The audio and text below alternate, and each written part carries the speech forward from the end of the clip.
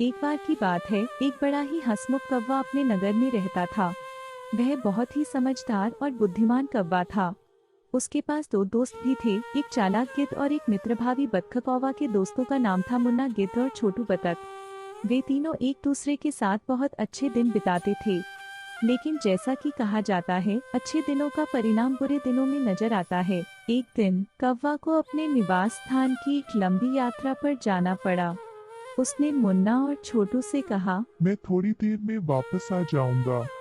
तुम दोनों मेरे घर का ध्यान रखना। मुन्ना और छोटू ने कौवा को हंसते हुए अभिवादन किया और उसके घर की ओर बढ़ते हुए कहा, हम तुम्हारी फिक्र करेंगे, तुम चिंता न करो। कौवा की दूरी खत्म होते ही मुन्ना और छोटू ने अपनी असली चाल दिखाई।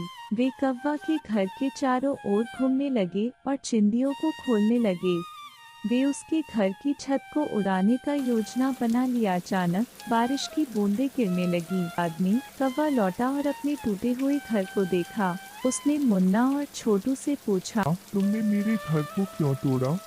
मैंने तुम्हें अपना सच्चा दोस्त माना था। मुन्ना ने झूठ बोला, यार, हमने तुम्हारा घर तोड़ा नहीं, हम तो बस यहाँ आए थे ताकि तुम्हारी मदद कर सकें। कौवा ने उनके झूठ को पहचान लिया। उसने कहा, तुम लोग झूठ बोल रहे हो, तुम मेरे सच्चे दोस्त नहीं हो। उसने गुस्से में मुन्ना और छोटू को अपने साथ नहीं रखा और अपने जीवन की एक नई शुरुआत, वह नए दोस्तों को ढूंढने और खुशहाली की तलाश में निकला। इस कहानी से हमें ये सीखने को मिलता है कि हमें हमेशा अपने दोस्तों को चुनने में सावधानी बरतनी चाहिए, क्योंकि कभी कभी वे हमें धोखा दे सकते हैं।